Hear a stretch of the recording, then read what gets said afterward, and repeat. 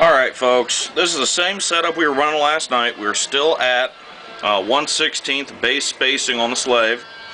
The only thing we've changed is I remembered to bring my gauge home from work. We've got a 300 PSI max gauge. Obviously I had to rebleed the system to install it. We've rebled it, we've tested it, and we've learned something interesting. And that something interesting we've learned is, holy crap, the pressures are insane. I really was not expecting this, and this is very informative, especially when looking at that stock rubber line. Yeah, let me just go ahead and run this for you. The glare from my overhead light, I think, is going to be too much, but I can't get rid of it because whatever, my garage sucks. I need to build a new one. Oh, so here we go. Obviously we're at 0. Note that that's the take up.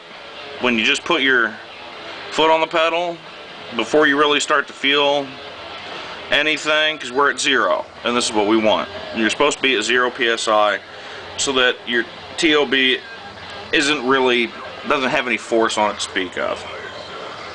It's really just riding on this spring.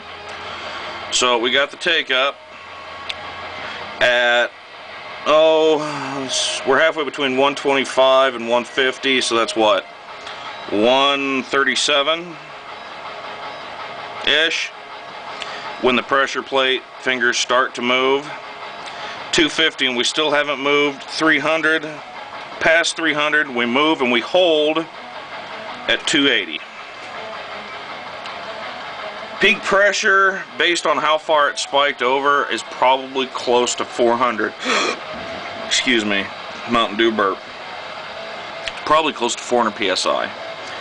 I would have to take this rig into work because they won't let me bring the Varis home for some reason. Something about it being a $10,000 tool that's not mine. And use its digital pressure gauge attachments to confirm that. But it sounds about right. Significantly higher than what I was expecting, actually. But that's long and the short of that. I'm going to reset this to look at improperly spaced slave.